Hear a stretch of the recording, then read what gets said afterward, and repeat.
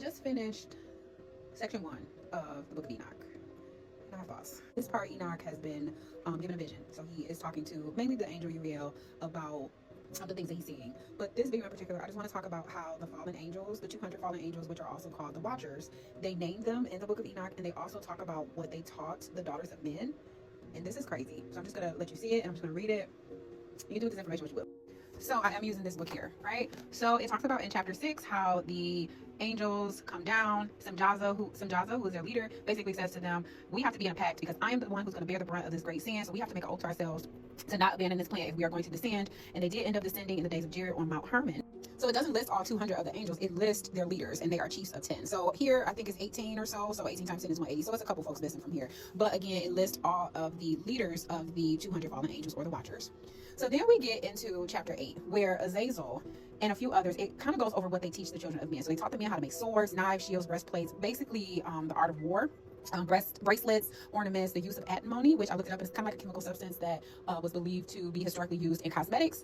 They taught them the art of makeup and beautifying their eyelids and what kinds of costly stones. So I'm assuming that they taught the humans like, oh, gold is, very pricely, or jasper, or all of these things. And then also coloring textures, which I think again goes to makeup.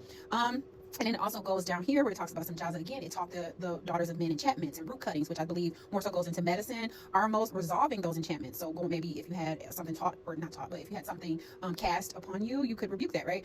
Astrology, constellations, knowledge of the clouds. Ariel taught them signs of the earth. Shamsiel taught them signs of the sun, the course of the moon.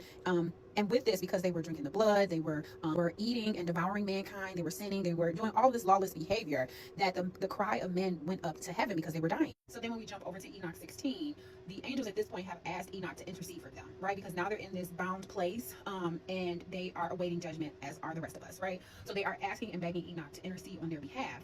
And he tries to appeal to God, and God basically reason for filth. He tells Enoch to go back and tell them this.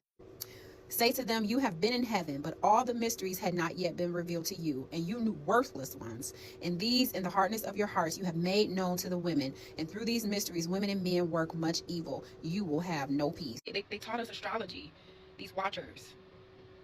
Yeah, they taught us how to look at signs of the moon, how to read the stars, constellations. Like, God saw that as evil.